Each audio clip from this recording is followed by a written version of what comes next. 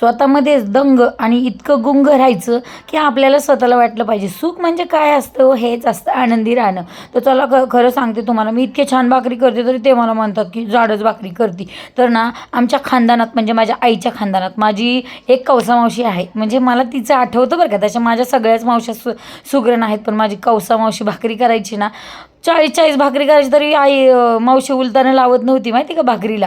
अजिबात नाही उलताना. अशीच हाताने पलटायची आणि हाताने टाकायची. आणि भाकरी टाकताना कधी एका हाताने टाकली नाही माझ्या मावशीने. कायम दोन्ही हात धरून ती भाकरी टाकायची बरं का. आणि तसं मी पण कधीच टाकत नाही. पचकन एका हाताने भाकरी टाकायची आणि ती उलटायची एका हाताने. तसलं आपल्याला जमत नाही. एका हाताने भाकरी पटकन टाकली, पचकन आवाज येतो आणि विषय म्हणजे त्या भाकरीला फुगा पण येतो. अशी माझी आई आणि मावशी म्हणायच्या. माझी मोठी बहीण खूप सुगरण आहे. ती पण छान भाकरी करते. त्यानंतर माझी आई तर सुगरणच आहे आणि मलाही सगळं येतं. पण माझ्या नवऱ्याला कायम असं वाटतं की मला काहीच येत नाही.